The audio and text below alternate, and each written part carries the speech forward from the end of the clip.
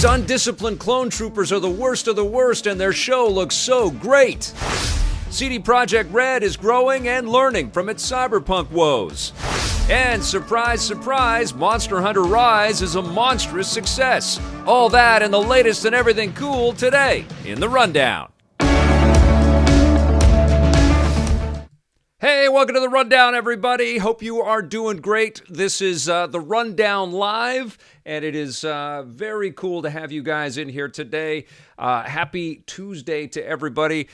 Die for Death Clock is the first one in the room with Sweet. And we've got Pathetic Earthling and Blair Farrell. Congratulations on your book release, my friend. That's fantastic. I've seen the images. And yes, I absolutely want a copy of your brand new book about the Avengers in video games. You know I'm down for that. We've got a lot of cool news to talk about today. I can bet that you could predict a little bit about what's happening. Sorry, I'm looking at windows and stuff here. Just making sure I have all my stuff in a row here. Ethan Jory is here. Nicholas Denslow is here. D-Side Botham. I hope the audio is okay. Let's get started, though, with Die for Death Clock's Rundown. All right, the big announcement today coming out from the Star Wars camp and Lucasfilm. They've released a new trailer for The Bad Batch today, and the show just looks superb. It's carrying on from episodes that unveiled the troopers in the final season of The Clone Wars, and I think, you know, based on The Clone Wars and everything that he's done for The Mandalorian, we can all agree that Dave Filoni is a real gift to Star Wars. In this trailer, we're introduced to Hunter, Echo, Tech, Riker, or I think it's Riker, and Crosshair, and we also saw a little glimpse of Grand Moff Tarkin in there. Something cool about the show is that Fennec Shand, who was played by Ming-Na Wen in The Mandalorian, will also be a part of this show, and predictably, I think it's pretty easy to predict. We're probably going to see a lot of carryover and a lot of actors reprise their roles. We saw Saw Gerrera in The Clone Wars, played by Forrest Whitaker, which was crazy. I love that character, by the way. I think we're going to see a lot of that stuff. And the trailer just looks like it's going to be super kick-ass. These are all kind of rogue clones that are super biogenetically engineered. That's tough to say. Biogenetically enhanced. And so they've got, kind of superpowers, but they also have their own their own identity and their own kind of sense of morality and of right and wrong. And of course, they're caught up in this sort of transitional conflict that's happening in the Star Wars universe, and they go off on their own missions and stuff. It looks like it's going to be a total blast. And the show is going to kick off on May the 4th, which is fitting, right? And they're going to have a 70-minute premiere. And what's happening with the show, like a lot of the Disney Plus stuff, is they're going to release new episodes on a week-to-week basis. I cannot wait to watch the show. I definitely will have some recaps and some thoughts to share with you as the show is released, but it looks very exciting. Between the Marvel stuff and the Star Wars stuff, Disney Plus is going to be rocking with all kinds of cool content. But I had a big question about, Star Wars and the launch of The Bad Batch. Like, why don't we have a true blue Republic Commando follow-up? This was a fantastic squad-based, team-based, first-person shooter that LucasArts brought to the original Xbox back in the day. It's being enhanced and translated to the PlayStation platforms and the Nintendo Switch. It's coming out next month, actually. We don't have very long to wait for it. And it was terrific. You had to kind of rely on your teammates. Everybody had their own abilities. It's kind of Bad Batch-like. It was kind of like Rainbow Six fused with the Star Wars lore, which was tied around the Clone Wars kind of era as well.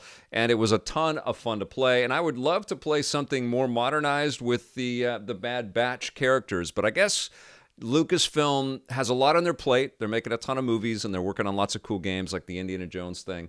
And lots of other stuff is in the works right now. We know they're working with Ubisoft on something fun. Maybe that's what they're going to do. Maybe it's going to be something akin to Republic Commando. You know, I could imagine the Division team working on something in that vein, and maybe the Bad Batch is going to play a part in that. Who knows? But we don't have long to wait for Republic Commando if you've never played that terrific game.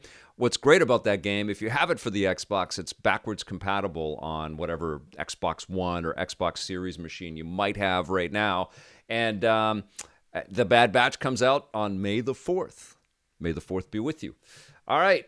Something that has been getting a ton of attention over the last few days, like it has since it launched, is Cyberpunk 2077. Now, this is CD Projekt Red has been in the news for a bunch of different things recently. First of all, they are continuing to patch the game and had a massive patch released recently, and it's meant to fix a ton of issues. They have learned a lot with their, I guess, their cautionary tale that they have shared now with the entire video game industry. You know, obviously internally they're learning a lot, but also the rest of the business has been paying attention.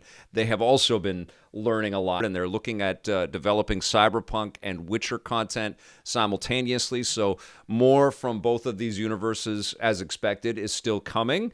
But, you know, that emphasis on single player kind of calls into question whether we're going to get multiplayer for Cyberpunk, which was one of the things that they were kind of hinting at and suggesting at as Cyberpunk development and sort of early access and early imagery from the game started to hit out. There were a lot of questions about multiplayer.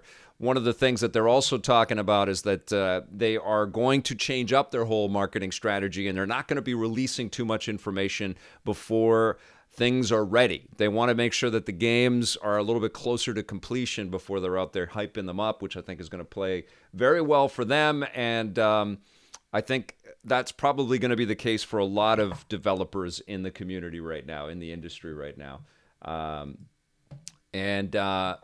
The recent patch notes for the game are incredible, and I thought, why don't we go through them right now? We'll just read them all out loud. This is off of GameSpot's page right now. We'll just read a few. You guys following along? Okay, we've got fixed in. Oh, it's Night City. Look at how long this is. This is incredible. And you know what's sad is that there's some streamers and some.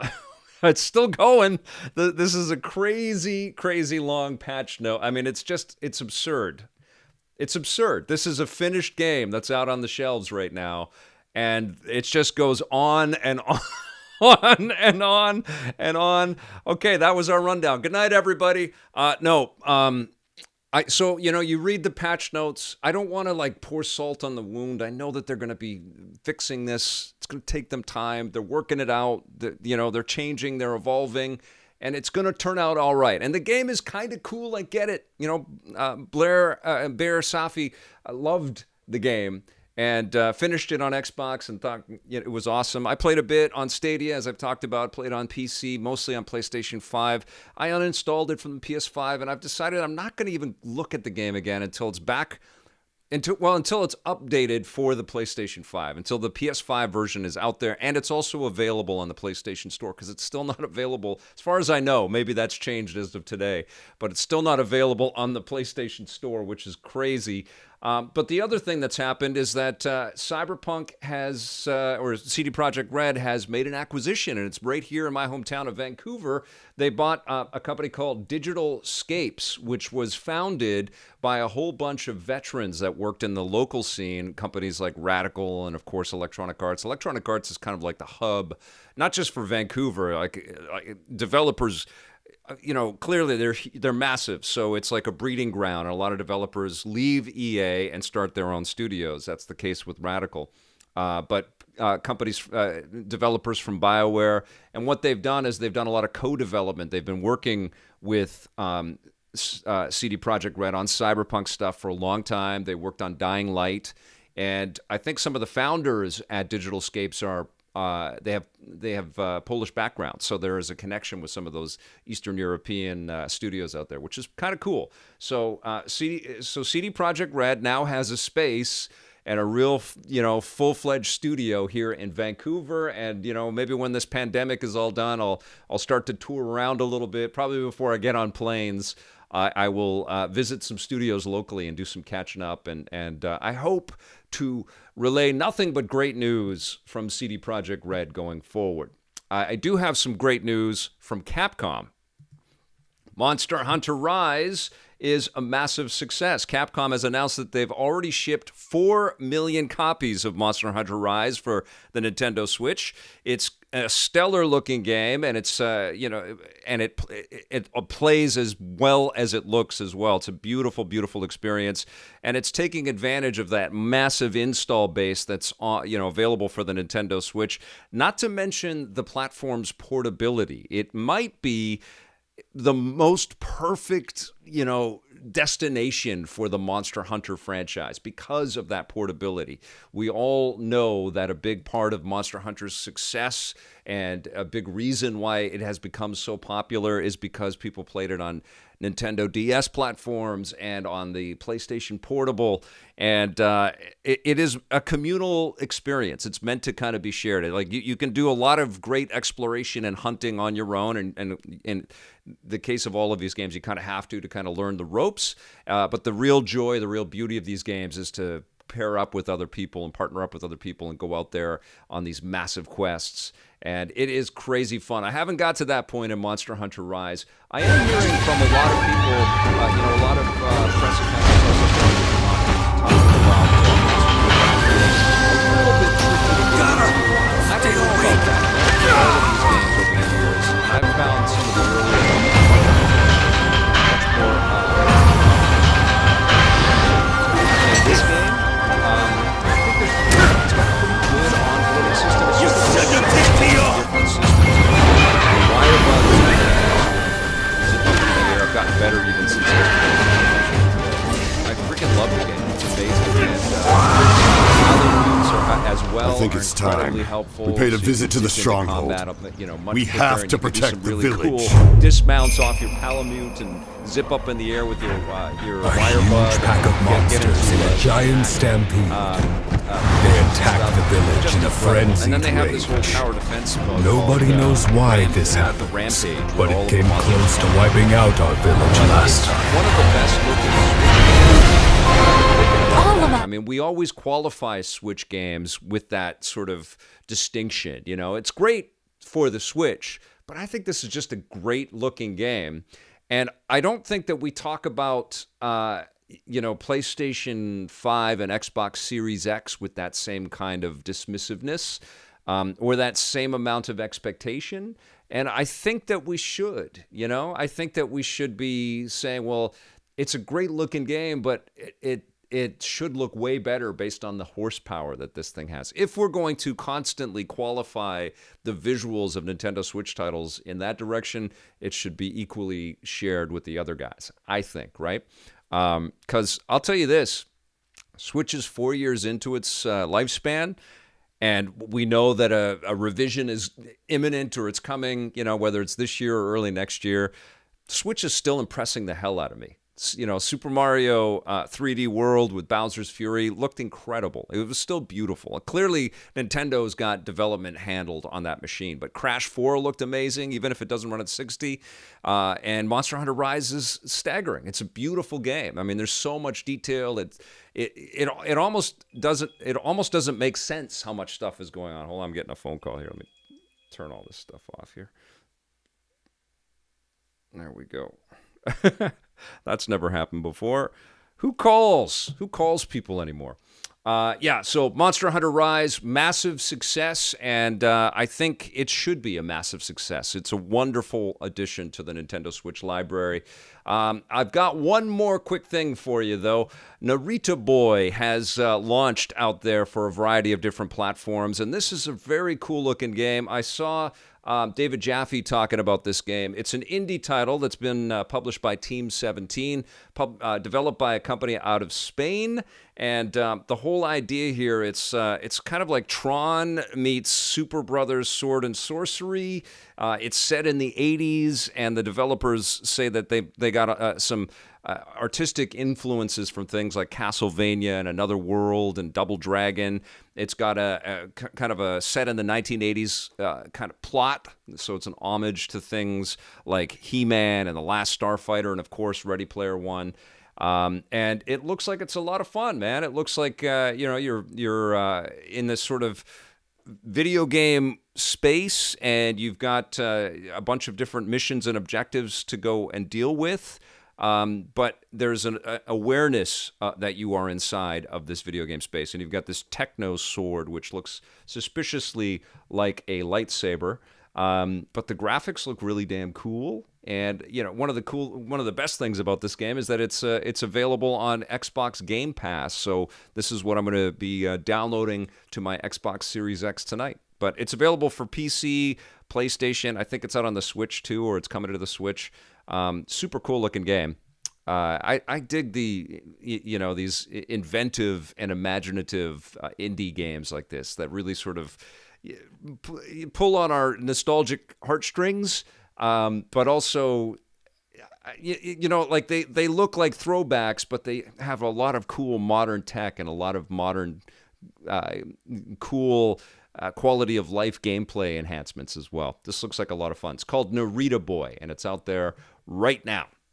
All right, you guys, that's going to do it for the rundown today. Thank you so much for watching. I'll be back again tomorrow with another episode. Thank you to all of our subscribers out there, and thank you very much to all of our EPN members. We'll see you tomorrow, and until then, play forever.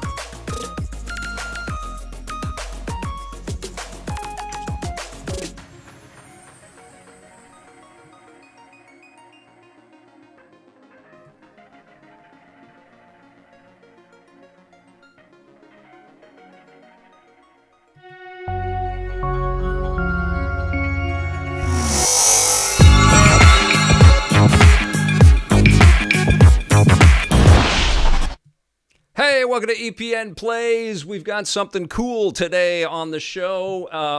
Thank you for sticking with the show. The rundown is a short piece, so it'd be weird to just do the rundown and then say see you later. I also can't really interact with everybody.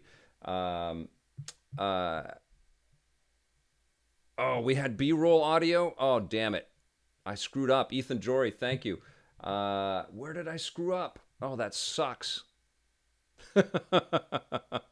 Oh, man. Which one was it? Was it Narita Boy? Oh, I thought I clicked all of those. Oh, man, that sucks. Okay, well, I can't fix it right now. I'll have to fix it when I take out the rundown and put it back up there. Okay, let's get into it. We're going to play a little NEOGEO Pocket Color. It was the Monster Hunter Rise trailer. Okay. Thank you, Blair Farrell. A lot of clips. Damn, I'm so pissed. I try so hard to make sure that I get all of that stuff. Okay, let's play a little NEOGEO Pocket Color. Let's put the audio on for you guys. Now, this was just released for the Nintendo Switch. What they've been doing is they've been releasing a few of these games. I think they've released 6 of these titles, and I know that 4 of them have been released specifically for this collection. They call it the Selection, and it's Volume 1. And some very cool things about this game is that you can actually go into art based on the box, so you can actually open up a 3D model of the box, and you can zoom in, and you can kind of check out all of the artwork. You can check out both sides, which is pretty cool. There we go. And then you can open them up. You can check out the cartridge, open up the little cartridge, and look around. I mean, it's just incredible, right? Every classic game collection should do this, I think. It's just, it kind of is a great way to respect where this stuff comes from. And it's just fun, right? I mean, it kind of physicalizes the whole experience, right? Because I have my NEOGEO Pocket Color. Some of you have noticed I have a little stash of. I have more of these games in the library, but I've got a collection of actual NEOGEO Pocket Color games, and I always love this platform. It's got the little clicky controller. The controller doesn't click in the games, but you'll see that you can actually see the device when you start to play them. So we've got 10 games included in this collection. I think it's about $40 Canadian, so what's that, $7 American or something like that.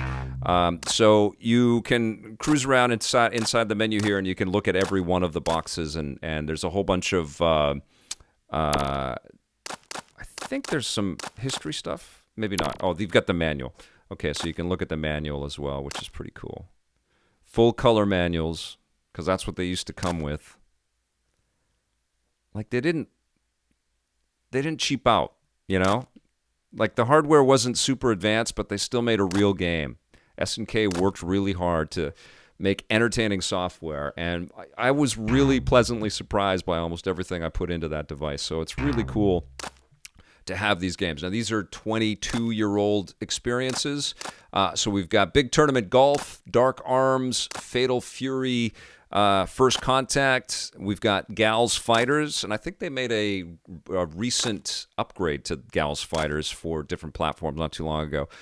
Fighters, King of Fighters R2, The Last Blade, Beyond the Destiny, Metal Slug First Mission, Metal Slug Second Mission, Samurai Showdown 2, and I streamed a little bit of this already, so I had this in my Switch collection.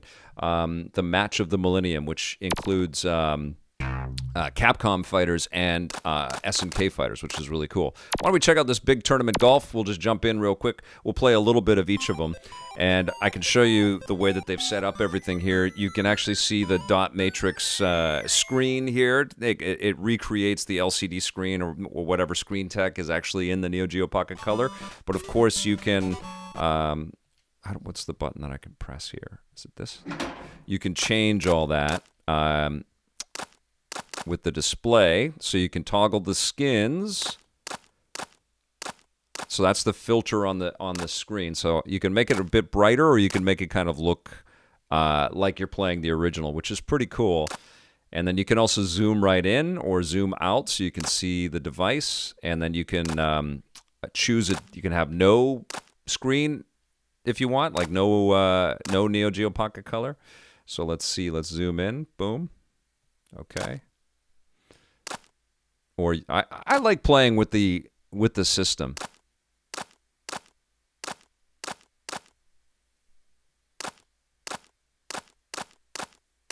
And I think this is the one I have right here, isn't it? Mine's a little bit darker, but it is actually it's the version I have. It has all the little dots on it, which is kind of cool. That's right. It's so crazy. Okay, let's play a little NEOGEO Pocket Color Big Tournament Golf. We are going to toggle the filter off, and we're going to zoom in a bit so we can see a little bit more of the image. Let's go. Let's go. Press button A. We're going to play one player. Oh, let me put the headphones on so I can hear it. Hello, Godzilla. I'm so sorry about the Monster Hunter. So it was about a minute of the rundown that the audio was too loud. Let me know how this audio mix is, okay, you guys? All right. No Canadian. Well, let's be Pup Master. Here we go. And we'll play in Germany. Alpha Cat, good to see you. Loving these indie retro games. Cyber Shadow's kicking my butt. I'm loving it, though. Right on, Nicholas. Love that game. Absolutely amazing. Show Meebo loves Gals Fighter. About a minute. Thank you, Sam I Am 111. Okay, so I will salvage that. Oh, so many things. There's some family stuff going on behind the scenes. That's why I was a little bit late. Everything's okay, but there's a little bit of pre-show stress. So I'm going to blame it on that. All right, here we go.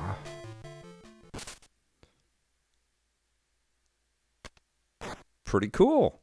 Hey, Vic, any plans to stream some Outriders this weekend? You know it. I'm really looking forward to that. I didn't bother asking Square Enix for an early code because it's coming out on Game Pass, so I'll just download it to the Xbox, and it's a big online experience anyways, so, and I've got Monster Hunter and a couple other things cooking, but I'll definitely stream that.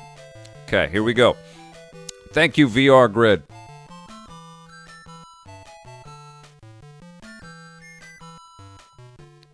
You guys can dance if you want to. It's very catchy. You can dance if you want to. This is very easy to play. Everything's okay. Yeah, I don't want to get into it. It's everything is okay.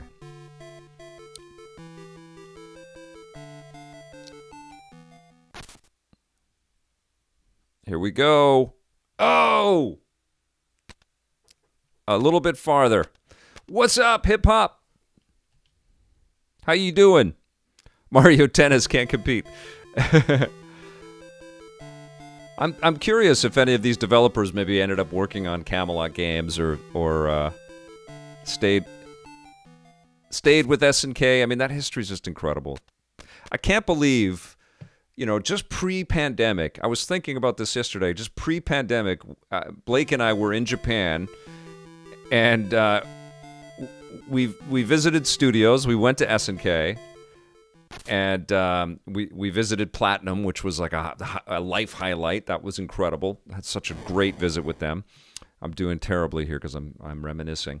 But I did a Zoom interview, which is very reminiscent of everything I've done since the pandemic, with the creator of Time Pilot. And so on our channel is my interview with the guy that invented Time Pilot. And he was so over it. He didn't even really want to talk about Time Pilot, but I'm such a huge fan of Time Pilot that's all I wanted to talk to him about. He'd worked on tons of things.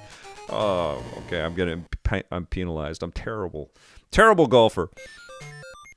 But yeah, it's amazing to me. Like, I'm so lucky that I've been able to talk to all of these incredible creators over my career that have worked on so many things that have inspired me and entertained me. It's amazing. Hello, Ken. Thank you so much. That's amazing. Thank you. All right, let's do it. Let's see if Ken's super chat can get me to focus and not go 4 shots over par here. Let's go. Oh, I like the double meter thing. I've been playing golf games like this forever. So I'm out of bounds. Big time. OB. Why do I have a sand wedge? So, okay. Okay, no, I've got the 1 wood. Okay, here we go. We got to go to max power. Let's go.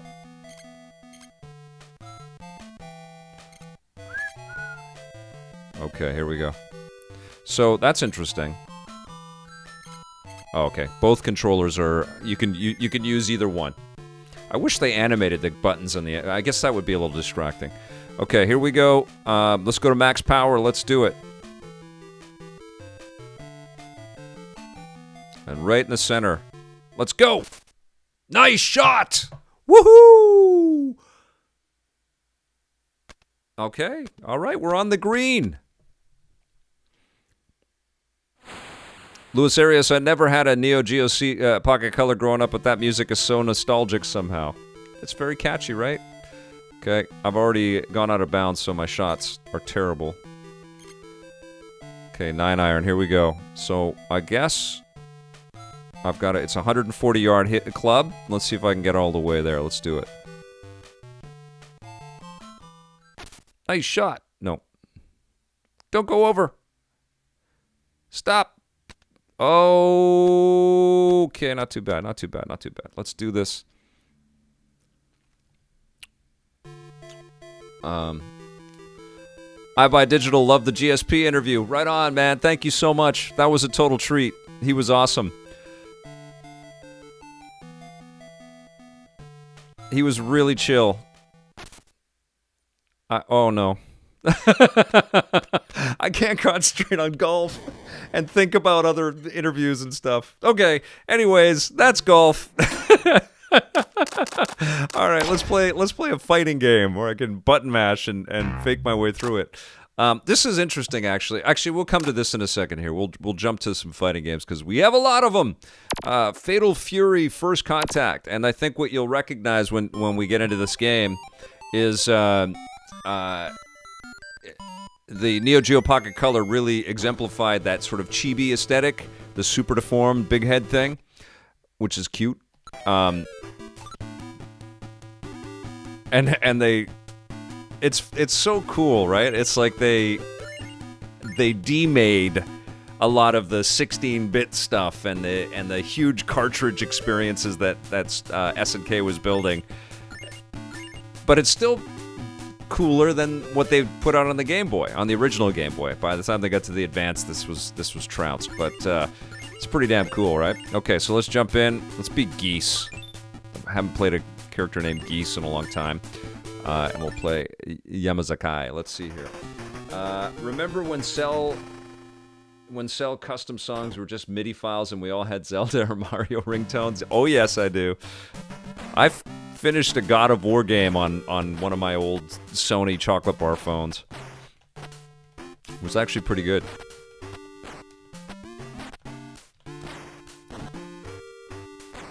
That lasted for like a minute, those cell phone games. Until the iPhone came out, then that whole industry was dead. And then it was all smartphones all the time afterwards. You can still pull off the moves. I don't know Geese's moves. I don't know if they let you see the moves. No, it's not that advanced. So this is where you would read the manual. So let's go into the manual and let's see what the moves are. Okay, what does Geese have? Do they actually have a list of all the characters? Let's see. Or do they all have the same rotationals? Look at this. This is a tremendous amount of work and love, man. This is so rad. Like, people are buying cartridges like this for existing platforms in limited run, and they're spending $50 to $100 for things that come with full color instruction books like this. But in these boxes, I've got these little full color instructions, which are awesome. Okay, so I'm playing a character named Geese Howard. Let's see if I can pull any of these off. It's rotationals. Okay. When opponent is knocked down, I can lightning crash slam them, and then an evac toss. Okay. I don't know. I got some of that. Okay, there we go. Knocked him out. KO. Do the pretzel. Ben Church, this is a Switch game. It's called the NEOGEO Pocket Color Selection Volume 1. And something that's cool about this, I didn't mean this to be the all Vancouver show with the CD Projekt Red stuff in the rundown, but it was ported by a company called Code Mystics, which is also based in Vancouver here, made up of ex-Digital Eclipse folks, which is pretty cool. Plays great. I love the look. I love the music. You know, it's super nostalgic. But, I mean, it's wonderful. I like this idea. I mean, I'm really digging companies like Evercade that are bringing out cartridges again, and I think they're doing full color instructions and stuff. And they're doing collections, maybe not quite as robust as this on a cart. But I'd be just as happy for, like, I know that they have an Atari Lynx collection. I wish somebody would just get the rights to make, pour all the Atari Lynx games, because I have a whole bunch of them, and I used to like playing those games quite a bit. And I still have my Lynxes, everything works and stuff, but, we're spoiled by the big screen of the Nintendo Switch. I would just love to see, like, there should be a Game Gear collection. Sega should do the same thing, And there should be an Atari Lynx collection, and there should be a true TurboGrafx collection for this platform, so people can have that Turbo Express kind of vibe. So I hope people dig this, and hopefully Nintendo's working on their own. I mean, if they make the Game Boy emulator, and they probably will, they gotta look at stuff like this where you can see the hardware in the background and you can open up the boxes and stuff. Awesome. A Game Gear collection, right? Wouldn't that be cool? And Sony should say, you know what? We're not going to release a PSP solution. Why don't you port our PSP games to this Nintendo Switch? And they'd make a fortune. Wouldn't you guys like to be able to pick up a collection of PSP games on the Nintendo Switch and play those games maybe up-resed a little bit? Thank you, iBuyDigital. That's amazing. If everyone's up for some Outriders this weekend, my game gamertag is Profitable Hobos. I love it. Yeah, Outriders is all, it's really kind of team-based cooperative stuff. I should stream with people. So it comes out on, is it Thursday or Friday? When's it hitting Xbox? Blade Blur, I'd buy a PSP collection in a heartbeat. It's just money on the table, right? You know what's funny about the PSP? I talk about this all the time. There's an EA collection. I think it's the EA Retro Collection or something like that. And it has all of their 16-bit software that they released for the Genesis, mainly. And the only place that they released that collection was on the PSP, which is insane. So stuff like that should be accessible. That's why this PSP store closing down is crappy. I just wanted Mega Man Powered Up and Maverick Hunter X to get a second life. I mean, if a company is going to go out of that, I mean, they should do that with the Vita as well. If Sony's basically turning off the Switch on all that stuff, clearly they could make their way back to making a PS4 portable that plays PS4 games and all of the Vita and PSP stuff as well, if they ever wanted to. Or they could just say, you know what, Nintendo, you're kicking butt here, and we'd like some money. So here's Volume 1 of the PSP collection, and here's Volume 1 of our Vita collection. People would go crazy. Imagine being able to play Golden Abyss on the Nintendo Switch. Or Persona 4 Golden.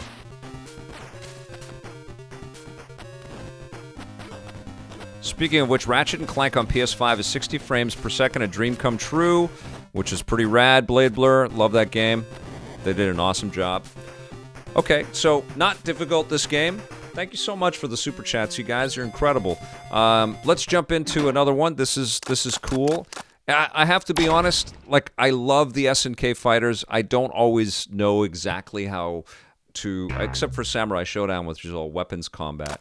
I don't always know how to make the experience of playing them that distinct from each other. And this is even for the bigger ones. I know this is blasphemous for a lot of you hardcores out there. But they're just all good. They're all good fighters. They didn't make bad fighters. They made better ones, but they're all good. And they just have a bunch of varieties in terms of character classes or character types and stuff. So I think it's even harder to make those distinctions when you super chibi everything down here. Okay, so this is right where I was, which is pretty cool. So it auto kind of loads exactly where you were last time you played it. I guess it's about the backgrounds and the character anims. So this is all female fighters from the SNK universe. It's like their female Smash. And Nakoruru has a little bird. I can't remember how you pull that off. It's so cool. I love Samurai Showdown. I love the characters from Samurai Showdown. That's my favorite of the SNK games. It's pretty fast, right? I mean, it's just 2 buttons. It's just simple rotationals on the D-pad. But it's very easy to play. It's still very fun. Show Me Bo. I don't think it has a puzzle game. But they've got another selection coming. And that'll, if this does well, which I don't see why it wouldn't. I think there's a curiosity for this kind of experience. And it's very well done. I was going to go out and shoot a review of this today. I was going to play it a little more and record some more footage. But I thought what's even better than that is to just play it with you guys, and show it off this way.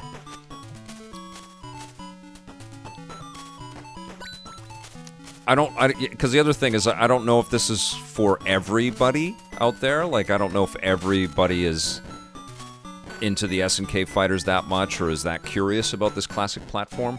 But those that are, or have any awareness of this device, this handheld device that SNK made, will, I think, be blown away by the attention to detail that SNK and Code Mystics put into this. Like, they went above and beyond, and they've kind of set... the only thing that's kind of missing is the interviews and all that stuff that I love to see and also love to do. And SNK was quite happy when I went to visit them to talk with the creator of Samurai Showdown in 2019, and we may be back after a lot of this crapola is over, because it would be a lot of fun. They're just such a cool company, you know? Their history is amazing. I used to covet those home consoles where the cartridges cost like $300 Canadian. I never bought one of those. It was like, nope. I had almost everything else. It'd be very interesting to like dig into the internal competition between all of these teams, because everybody was trying to outdo each other. Fighting games were making so much money. Thank you, Street Fighter, for busting down those doors. But they were always trying to, you know, one-up each other with moves and characters and storylines. This is really cool, right? Like, the art is way better than it should have any right to be. I love it. And the music, too. This is not one, you know, it wasn't cheapo when it was done. Like, you notice a little bit of flickering in there. But even though it's like, it's so cool, even though there's less colors than what we get out of modern games for sure, it's still quite colorful, and it's still quite solid as well. VR Grid, no, I have not. What's the word? Doom 3 VR, what do you think? Still remember that EP Ed Boon interview. Yeah, I've been talking to Ed. We're going to have him back on the podcast soon. Okay, let's go. Let's go and check out King of Fighters R2.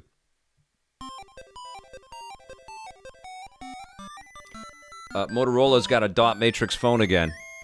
Doom 3, it's Doom 3 in VR. It's great.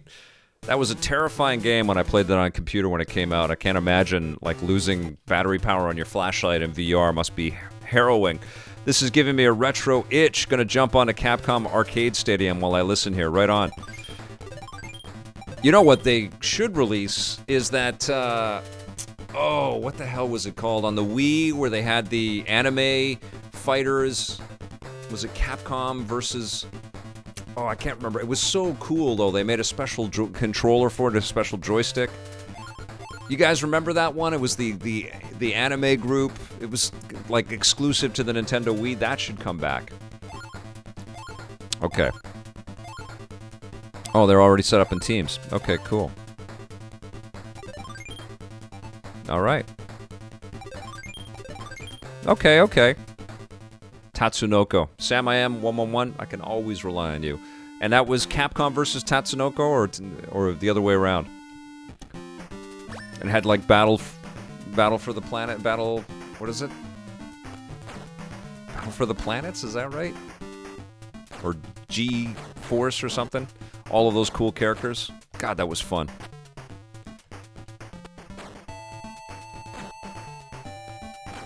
That should be re-released. I mean, that was a kind of a, cult kind of success, but it was way better, again, way better than it had any right to be, and it was an excellent Wii fighter. I remember just loving that game.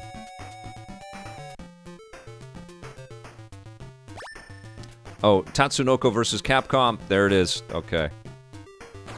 Ultimate All-Stars, yeah. Right? Why isn't that on the Nintendo Switch? Probably rights issues.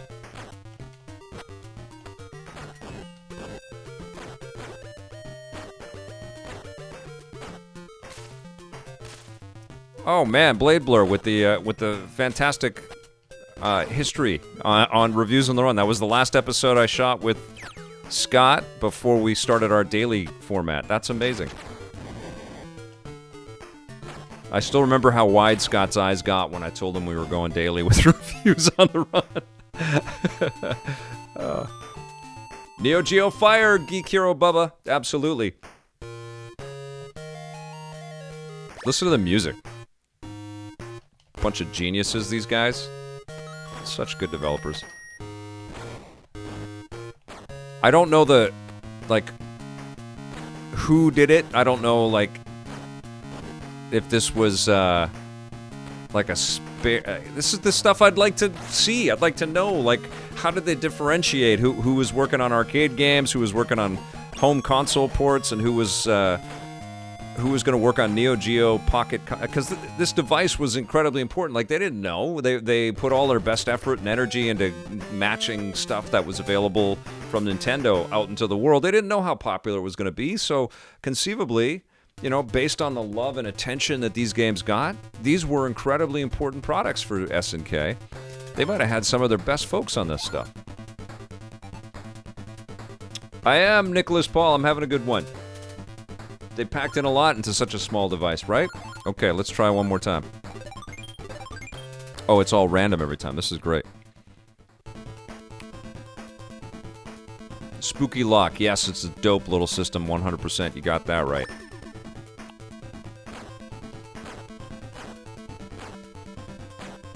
This is great.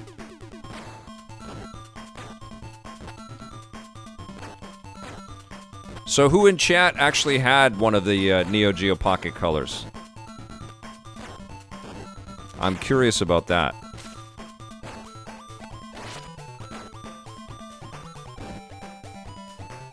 It must have been fun if they had A-team folks, people that were working on the top-end arcade experiences that were shifted over to work on this. It must have been fun to kind of work within the boundaries and see how far they could push the tech.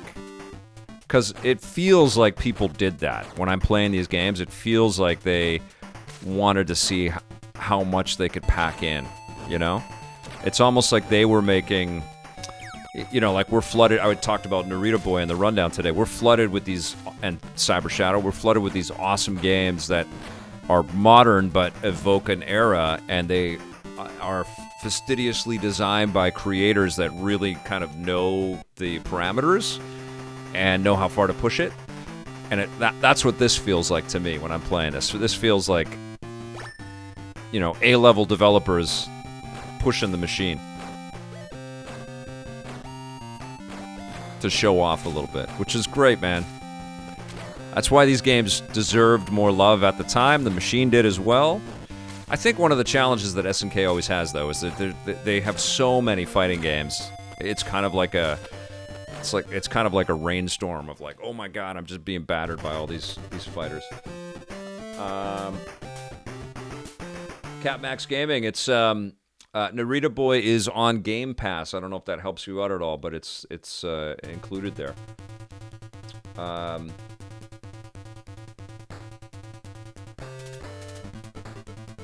Show Me Bo. I think these are all Pocket Color games.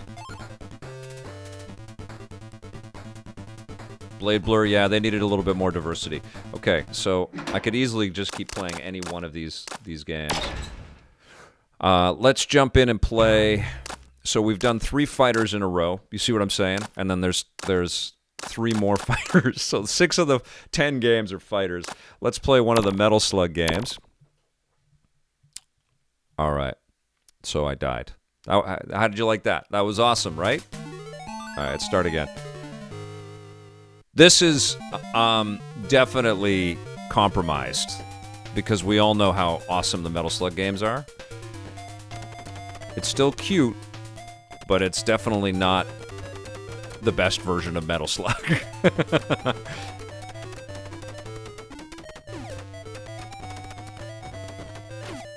Yeah, I think Metal Slug 3 was one of the Xbox Live Gold free games last month or this month. It seems like it's recent. And then with Amazon, I did something in the rundown last week.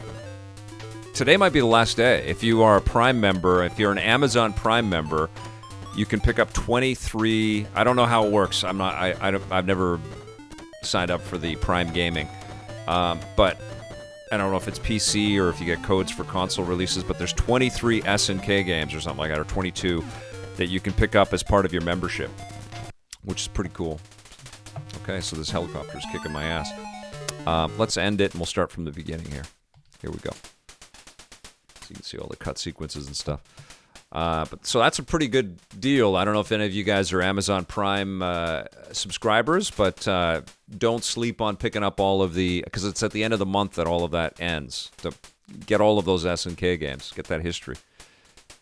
Total... the Bros game. And Bionic Commando as well. Okay. Alright, here we go. Uh-oh. There we go. Ah! It's got a little Teenage Mutant Ninja Turtles vibe in there.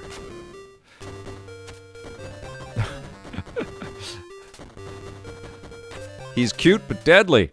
He's stabbing people right in the face if he gets close to him. Alright, let's kill this chopper. Oh! I knew that was gonna happen. Little Tron vibe in the music there. Oh, teddy bear! Gimme! And then you can free the people. This is actually, I think, running a little better than it was when I played it in handheld mode. I believe.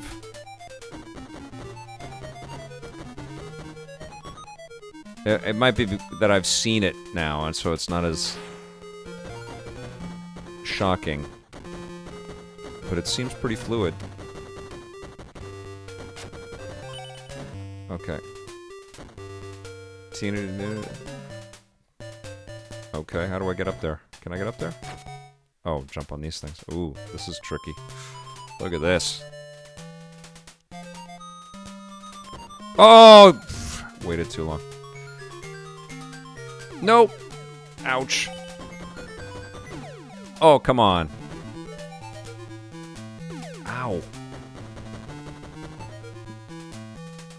Nope. I think I had this on the original Game Boy.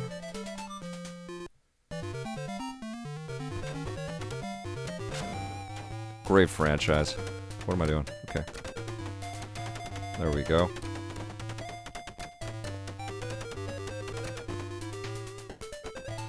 CapMax Gaming. False advertising. Is it? Is it false advertising? I thought I was kind of honoring the roots of this. I put the logo in there. I don't want to come off like I'm clickbaiting people. How would I stream the original? The only way I could is if I emulated it, which would be very similar to this, wouldn't it? I mean, there's no adapters for the thing, so you can play off of the original device. I have the original device right here, CapMax. Oh, there it is, right there. There's the original right there. So just pretend I'm playing this on this. Oh, in fact. Oh, I've got the camo. That's so funny. I don't know if I chose that. I think it automatically chose it because I'm playing a war game. That's so cute. Okay. Oh! I mean, these are real games. 100%. What a great project. I'm so glad that SNK did this. I mean, they're the masters at reselling you their library, for sure. But I'm like, this is so unexpected. I don't think they've ever done a NEOGEO Pocket thing on any other platform before. I might be wrong, but I think this is the first time they've really kind of celebrated that part of their history, and it's cool.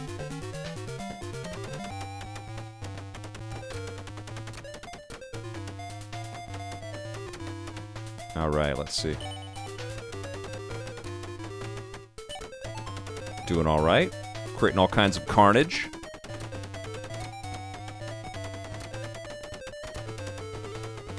The Metal Slug is going better than 3 on NEOGEO consoles. I remember the lag, and then it got better.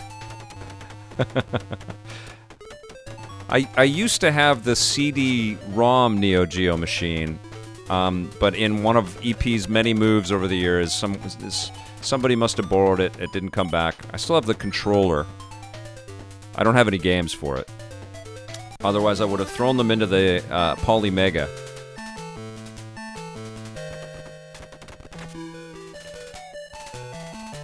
Las Vegas is here!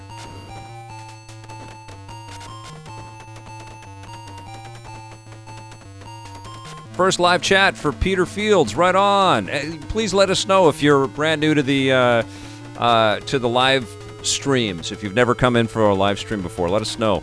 Got the best chat on the internet. Everybody here, super knowledgeable and super wonderful, and also very good looking. Can't forget that.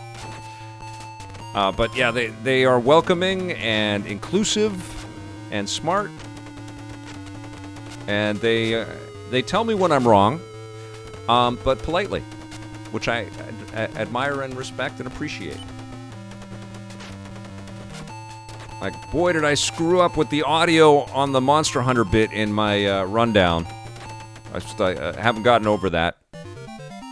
I know I have to fix that. Okay, so this was really fun. First live stream, Barry, good to see you. Vapor Zone, graphics from Neo Geo Pocket Color still hold up.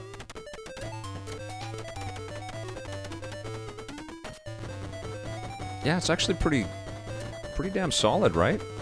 I don't know what the health is like on this creature, or on this chopper. Jump!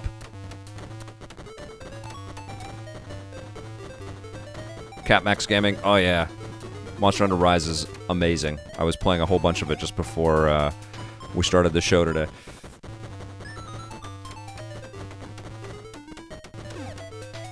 Oh!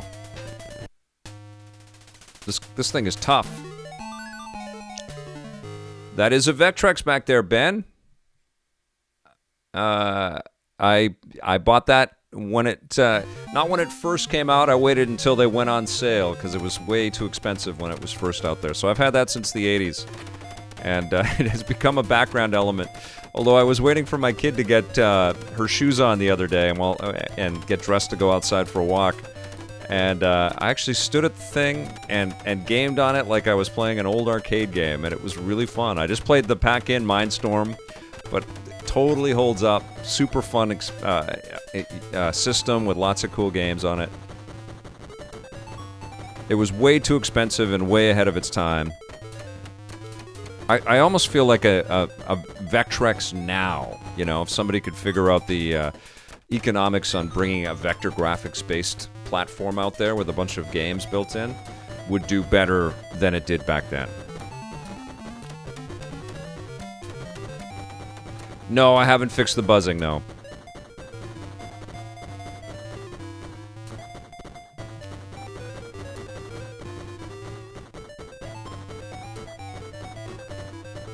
What's going on, Pow Puck?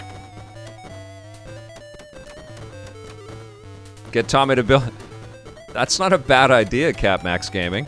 Tommy could just go back through old systems and bring out new versions of them. That's a great idea. Oh man, I'll be getting mine in the next few days with 13 games. Can't wait. Awesome. Okay, let's check out another game here. We're gonna play every one of the games today. Let's play another fighting game. Let's play The Last Blade. Here we go.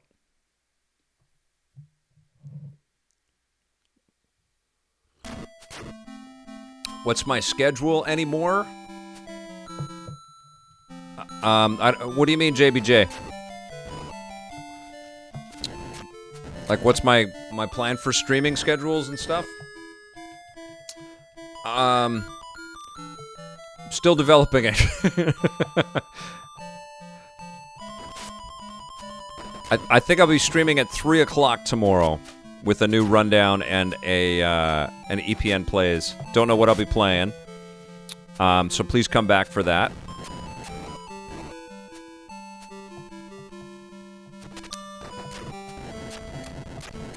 I've got an interview scheduled for a little bit later, which I can't wait to share with you guys tomorrow.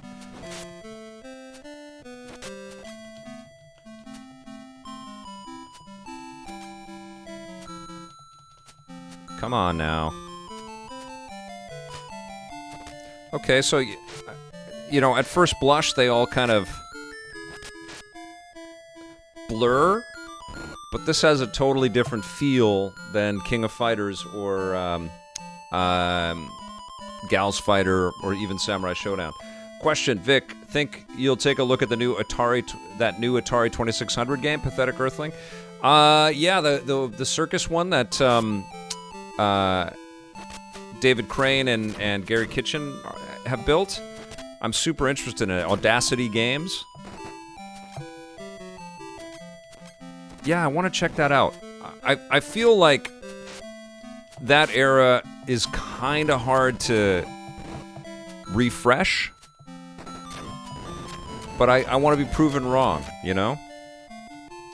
Like, I have the Atari collections, then there's a bunch of, on the Switch, and there's a bunch of 2600 games, and I played them, and man, I loved a lot of those games when they first came out, but they've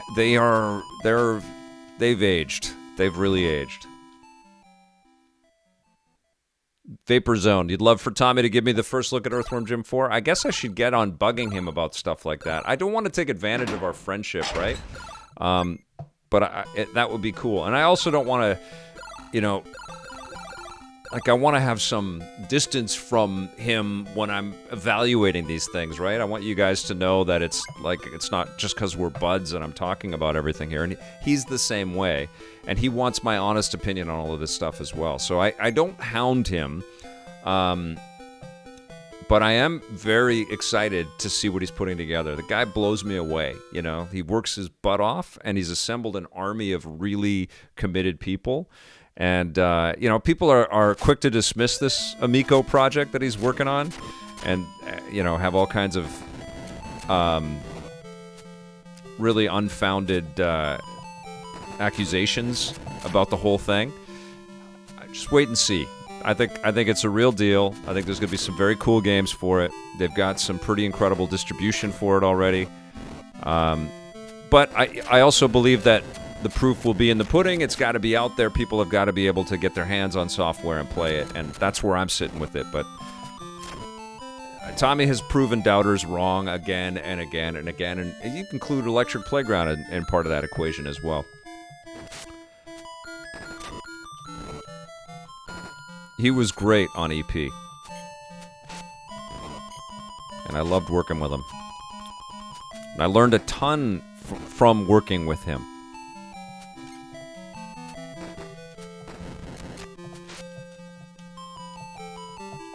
Oh, come on now. Yeah, this is a very different game. There's a methodology here that I am not grasping. So I'm getting... This is not a button mashing game. Somebody that's played this knows what's happening here. Take it easy, Spooky Lock. Good to see you. Ken's, I'm a Founders Edition Amico backer. Fake wood grain model, of course. Hope it doesn't disappoint. Right on, Ken. That's awesome. Yeah, I mean, I think people count Tommy out because, or dismiss sometimes because he's been so successful. It's like, how many times can this guy, you know, step up to bat and pull this off? And he's good at promoting himself, for sure, right? So people always are like, whoa, this guy knows what he's capable of. And people are always freaked out about that. But the guy works his ass off on everything he does, always. The whole time I knew him. Worked his ass off on our show, worked his ass off on Video Games Live, worked his ass off on all the projects he had. And something about Tommy that... Because he's my friend, man. I grew up with the guy. And when you're that close to somebody, you don't always recognize their, you know, what they've contributed into, like what they've worked on. And I've talked about this a bit on the stream before, but I was playing the Spider-Man game on the Polymega, the PlayStation 1 game, which was so seminal, so important, really kind of changed a lot of things for the PlayStation, but for superhero experiences. And, Tommy's all over that. It's his music and sound effects, and he worked with Stan Lee to get him to do all the narration for the game. And, I knew that, but you forget how many things the guy has been a part of and how many different places. And I do that for me, too. I've done a million freaking amazing things in my career. But you're always moving forward. And you're always thinking of, okay, what am I going to do next? When's my stream? When am I going to play NEOGEO Pocket Color with everybody? And it's a weird thing, But Tommy has done a ton in this business, and he's a believer, And he's a total optimist, and he's just a powerful font of energy that gets things done. But let's see how these games turn out, right? Let's play the Intellivision and call it then. Really looking forward to seeing that thing. Question: how did you and Tommy meet? Peter Kokasar. I met Tommy at E3 1995. I knew who he was from all the magazines that I was reading every month, and he was one of the, I don't know, there's maybe like 10 people that I could name based on, that's the whole thing with EP. I wanted to build this show because I wanted to know who these people were that were making all these games. But Tommy had a presence in the gaming industry then. He was in the mags all the time because he was very good at letting people know who did the sound and the music in games, which was very smart. And I knew David Perry, and I knew Ed Boon and John Tobias and Sid Meier and a few other folks. But I saw Tommy on the floor, and I walked up to him with the camera, and I said, can we have a quick conversation about E3? And he said, sure. And so our first meeting was recorded, and it's out there on YouTube. I don't have that original. I have the original footage, but I haven't digitized it and stuck it on our channel. It's what I want to do. I want to put all of our stuff up there, but it's going to take some resources to do that. But yeah, first time I met him on camera, which is crazy. Oh, Goku, thank you for the super chat, my friend. And you make my day amazing. It's awesome to have you all here for this, you guys. I know this isn't, probably what everybody in the video game industry is talking about right now, NEOGEO Pocket Color, but this is extraordinary, and it deserves some attention and some love. Okay, here we go. Let's play Dark Arm. Actually, I'll throw on Match of the Millennium. So it's another fighting game, but this one's pretty crazy because it includes a bunch of the Capcom fighters that we know and love too.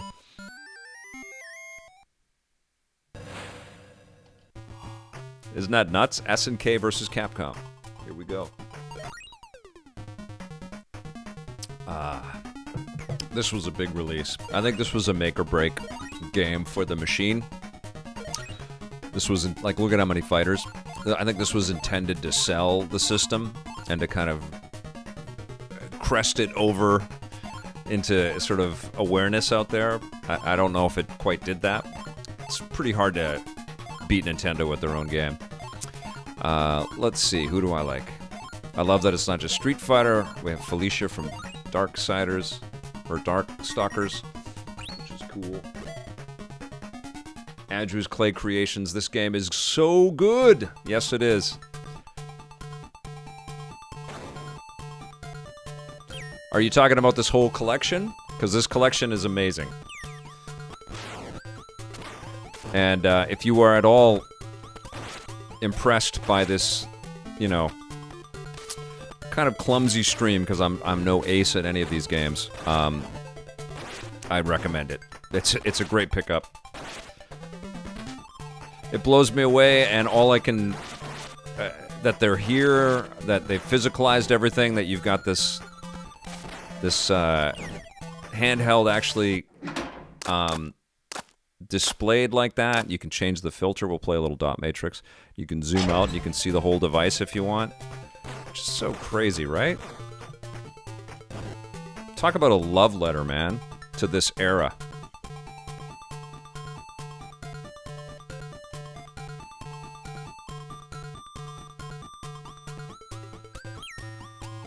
Vaporzone is impressed. Think you're doing good for being on the spot. Oh, thank you. Show me boo. Hi there, hi there. We're playing the SNK Selection Volume 1. It's a collection of 10 different NEOGEO Pocket Color games, which was a handheld that came out in the late 90s to face the juggernaut that was the Game Boy. After Sega tried, didn't quite succeed.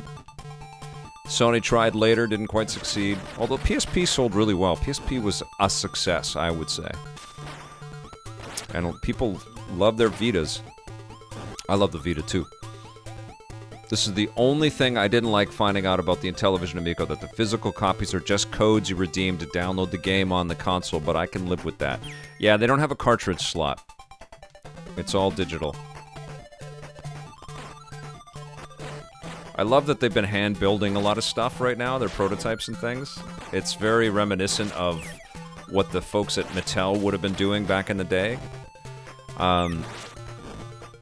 Early in my career with EP, I had the chance to visit Atari when it was in Milpitas, California. And they had developers there. They were working on San Francisco Rush. That's where I first met Ed Logg, who's like one of the created Centipede and Asteroids, I think. And I talked with Dan Van Elderen, who was running Atari at that time. And he said that they used to make the games over here, and he pointed to the offices, and then they would put the cartridges together in the warehouse in behind the big sort of executive area and where all the cubes were and all the offices were. So they had a whole sort of warehouse zone where they would actually screw drive the boards into the cartridges and put them in boxes, and then they put tons of boxes into pallets and boxes, and then they'd send them off to all the retailers to sell them. But they did that all in the same facility, and it was just like, what? It was unbelievable. I think Nintendo was quite like that out of Seattle when it first began as well. You know, it was very hands-on. Business is massive culturally, but it's always been by like super optimistic. That's why I do what I do, guys. I love it, man. I love these crazy dreamers, you know, that are still making it up and inspiring people and working hard and doing what it takes to get this software out there, which is so cool. PSP was huge in Japan thanks to Monster Hunter. You are right back. Thank you, Vapor Zone. I'm not Tommy's troll account. This is NEOGEO Pocket Color S&K Selection Volume 1 for the Nintendo Switch. So it's 10 NEOGEO Pocket Color games, beautifully recrafted to work on this platform. And I'm going to switch up the skins. Let's go all white. Sure, why not? And we'll zoom right in. Let's see. There we go. Okay. Ouch.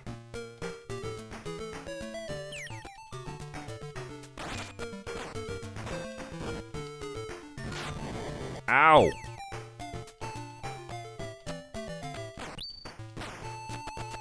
Nice. Yeah! I gotta make a bye Felicia joke. Bye Felicia. Okay. Meow. Alright, so that's Match of the Millennium. Fantastic. That's probably the standout fighting game, I think, because of all those cool fighters. But I'm a huge fan of Samurai Showdown. Vic, out here being a man of the culture, out here playing with Felicia.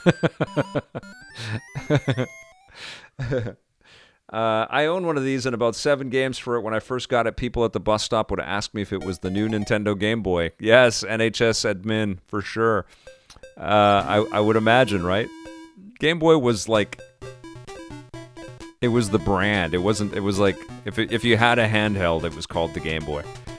Oh my god, this is great. I'm a Haomaru guy. So I'll be Haomaru, but I'm not suggesting I'll be good, but I'm going to play as Haomaru.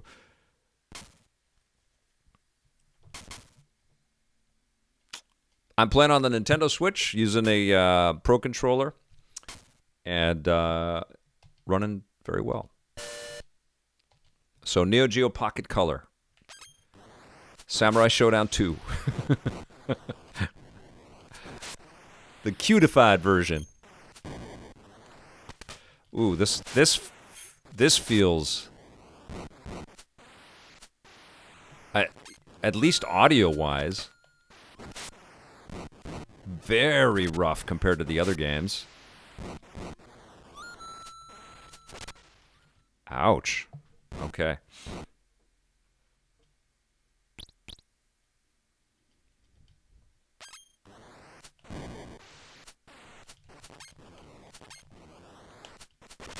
Oh.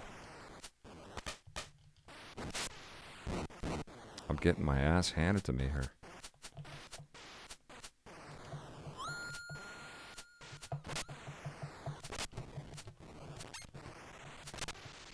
This is like Atari 2600 sound effects.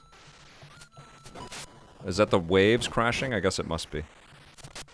Oh, I'm dead. So dead. Oh. Oh, I'm not dead yet. I thought I was dead.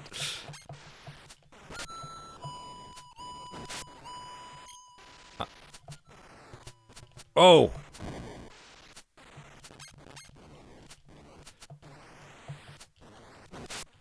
Yeah, baby. I haven't seen this Retromania Wrestling. Should I pay attention to that? Should I take a look at that game?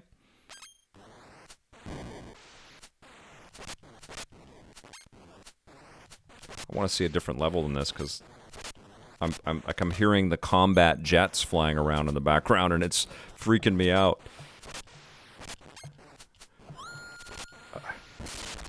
The graphics are great though.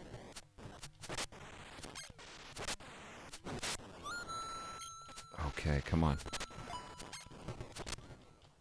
Nice.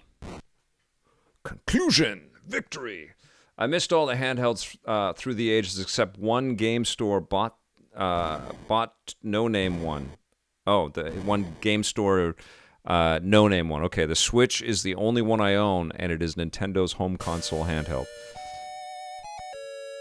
Foobs loves the retro wrestling experience. Figured he would. I did it. Okay, let's see if... Okay, this music's better. I think we were listening to this music in Gal's Fighters, if I'm not mistaken. Nakururu's theme. This is great. Oh my god. This collection is just excellent. I know it's a little obscure. It's not for everybody. People aren't going to be lining up for it like they were for Monster Hunter Rise, but this is so damn good. I have not participated in the Mario Day Animal Crossing event. I know. My kid has been bugging me like crazy to play more Animal Crossing, but I've been trying to whittle away at the games that I'm reviewing and stuff, so I haven't gone back to Animal Crossing. Is all of that Mario stuff gone now? Is it over? Did they take it away? I hope not. I want to check it all out.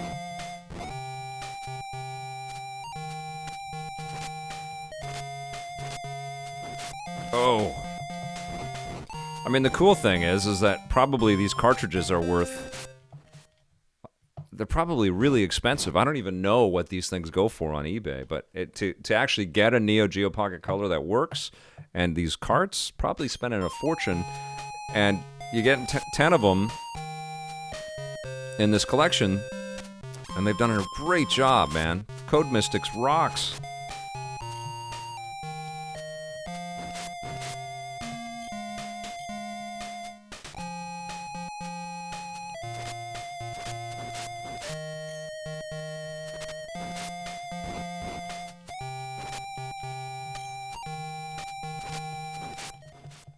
There you go. Awesome. NHS admin, they were expensive back then as well, yeah. It's an expensive hobby. Okay. All right, so I'm in the story mode, and there's a whole bunch of different modes. Oops, just took a picture. For those that didn't see, we are going to... I'll show you one of the extras with this thing. So you get all the boxes for the games as well. So you can zoom right in. You can see all of the details. Oh, and when you do multiplayer, let's do that right here with this. So the way that they handled multiplayer is, let me quit this if I can. Can I quit it? Okay. So reset it. So we're going to restart the game. So when you do versus play, it creates two. I don't have two controllers hooked up, but you basically. How do I get back? Can I back up? Oh, you're stuck in this. Okay. You basically have two. So if I had somebody beside me playing the game with me, there's two NEOGEO Pocket Colors playing the game together, which is pretty crazy. But I can't do that. So let's see. Exit. I don't know if it models both of them though. I think I might have pressed something. Oh no, okay. So it doesn't, because it'd be too much stuff on there, but it gives you two individual screens, which is so nuts, right? But that's how they played the games back then. That's how you'd play multiplayer. Okay, so let's play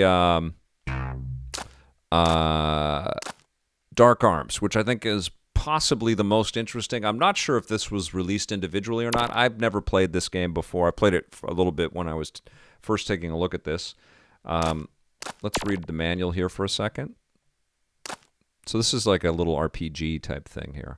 The Dark Realm, the dark world where the misshapen creatures and ghouls live. So here you got the Master, you get the Beastbuster, and Joyce Slade. So we're going to cruise around inside of this world. Oh, and you can zoom right in and take a look at everything as well, which is pretty cool, right? All right. Nifty. Okay. Let's play. Afterlife spirit thing. Okay.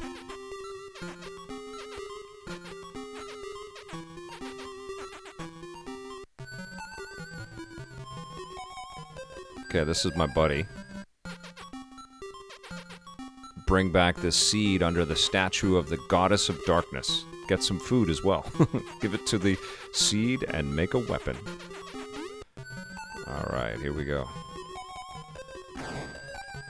Oh, I can't get that way yet. I never played this. So, Dark Grab, here we go.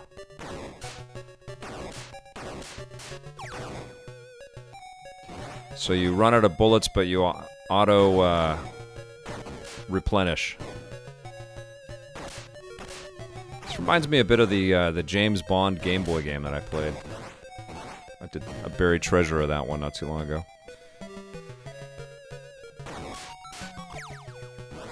Oh! Where did you come from? Jesus Christ, I just started the game, come on! Back away, fire dude! Okay, so we'll go in here. So we got a little Zelda-esque dungeon.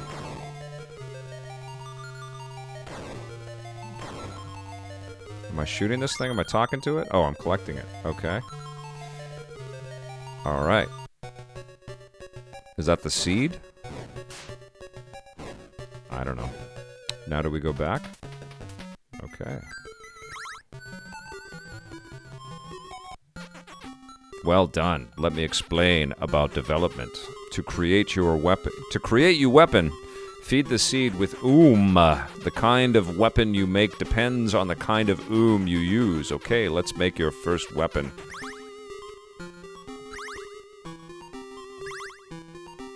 Your weapon is ready. Oh, I can feed it zombie. And so I... Alright.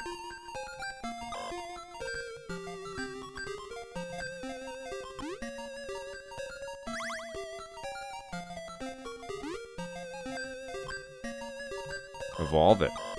Okay.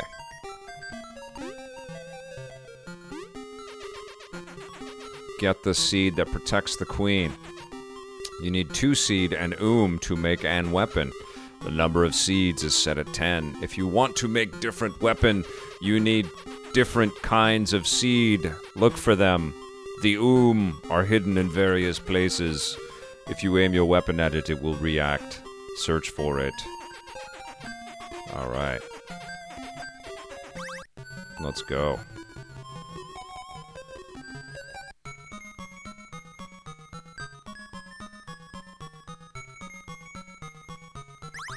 Alright, here we go. Oh yeah, okay, I see the pixels have grown, so my weapon is more powerful.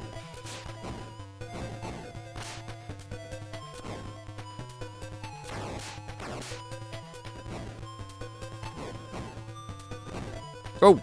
Oh! This could be a great little dual-stick shooter, but alas, only 2 buttons.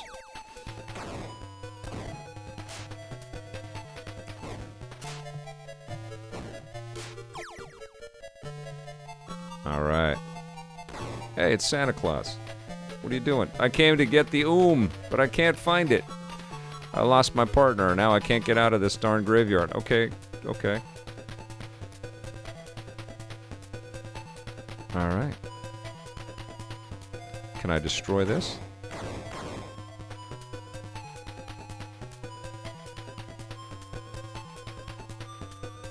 Geek Hero Bubba, right on. Yeah, I imagine that with a little bit of... If this succeeds, then there will be, you know, Volume 2, etc. And then we'll get a little bit more diversity in the types of games that actually made it to the NEOGEO Pocket Color. I never had this game. I've never seen it before.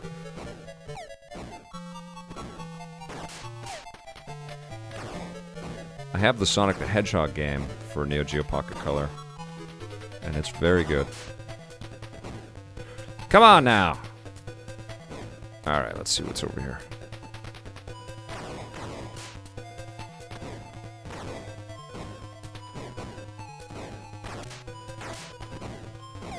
Woo! The thing about games like this, and for the Game Boy as well, is like development was sophisticated enough by the time this hardware was available that there were lots of great disciplines learned on how to make fun, compelling games, and they didn't overreach because they knew what the parameters were with this, you know, what these machines were capable of. So you had pretty sophisticated design that maybe didn't overextend graphically, and I think that was one of the things that really tripped up a lot of 16-bit developers, definitely tripped up a bunch of 8-bit developers, but these handhelds actually benefited, I think, from pretty tight, you know, stripped down, but still definitely playable and serviceable. Like I played a Punisher game not too long ago. I reviewed that in the side-scrolling superheroes series.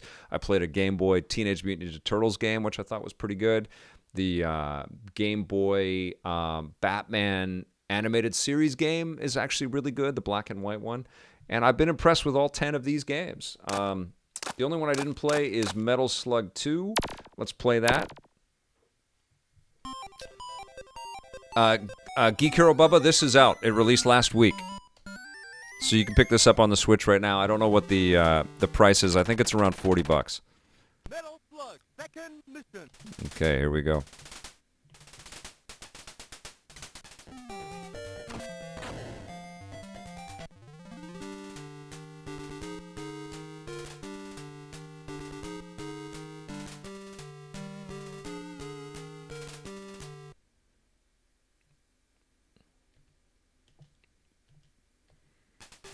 Oh yes, there is a fighting, a new fighting game that looks like a NEOGEO Pocket Color. You're right about that. I think I picked that up. I can't remember what it's called though. Ooh, there's some pretty big slowdown right here. Ooh, this really makes me want to play Bionic Commando. Ouch.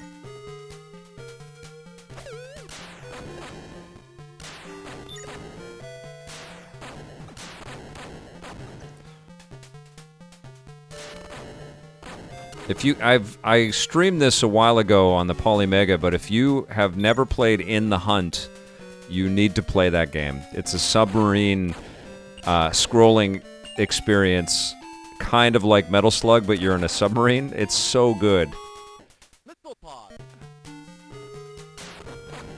And the detail in the environments and backgrounds is insane in the hunt. All right, here we go. Oh! I got a pineapple.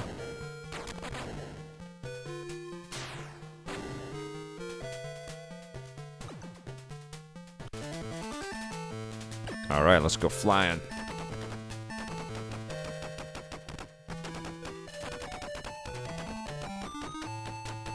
Yep, super impressive.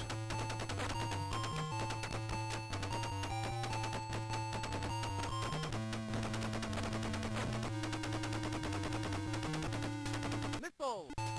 Ooh, the slowdown's tough in this one.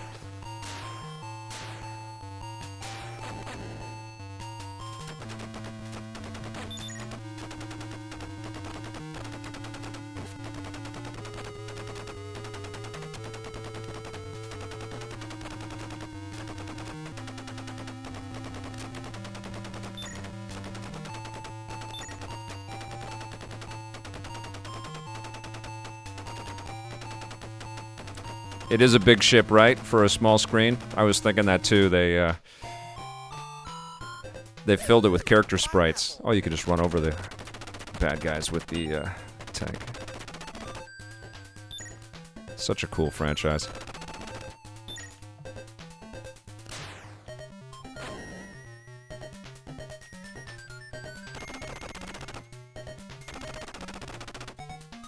I can't blow up that box. That's interesting. Okay. Oh, that's cool. Turok Evolution for Game Boy Advance is like a Metal Slug. That's cool. I don't know if I have that one.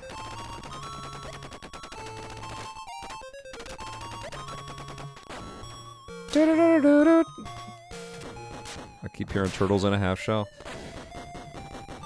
Invincibox, Matthew Winstone.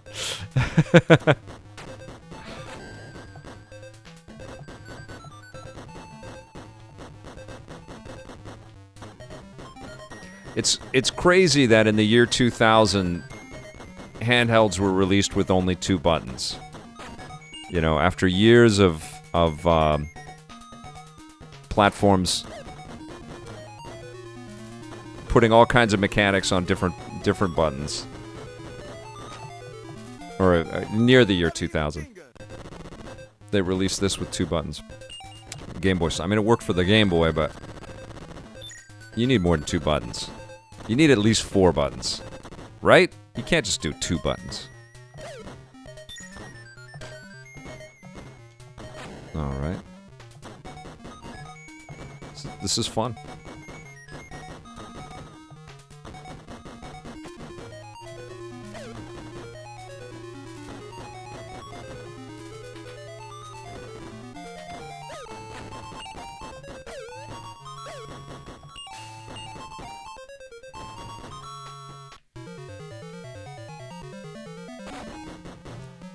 Thanks for coming, NHS admin.